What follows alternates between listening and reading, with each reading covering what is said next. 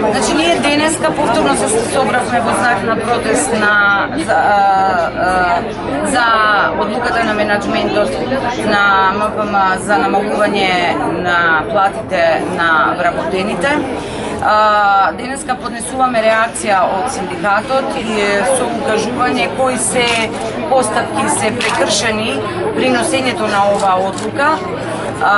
За жал, политичките и бизнис елити во оваа земја правдата, правосудството ги третираат како самопослуга и ги зимаат деловите кои што само нив им одговараат.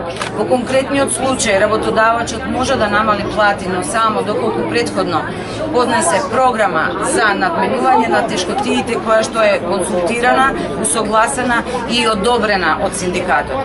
Ние немавме можност да се видиме со менеджментот на МПМ од јуни, од 26 јуни испраќаме и официјални барања кои што се архивирани, но на тоа немаме никаков одговор.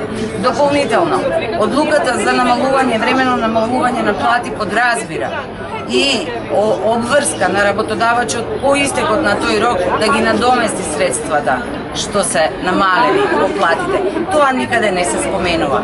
Наспроти тоа, работодавачот уште вчера попладне при истекот на работното време ги принудуваше вработените со усно доставување на анекс и нов договор за вработување, за кој што знаеме дека доколку не биде подпишан, течат законските рокови по кои може да биде активиран отказ. Така што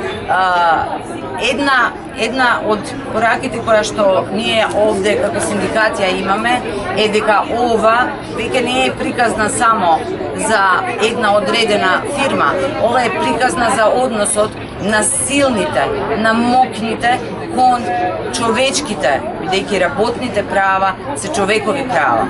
И одговорот и отпорот кон нивното кршење и исходот од оваа неравноправна битка, бидејќи ние не сме наивни, знаеме дека моќта на политичките и бизнис елити е голема и оттаму нивната игноранција и арогантен однос, од овој исход и од нашиот однос и од нашиот еснавски однос како новинари зависи и како ќе се однесуваат и кон другите медиуми и кон сите поединечни други фирми и работници во оваа. Што доколку не го потпишат? Така како што е сега концепирано, со фузија на неколку правни норми, следува отказ.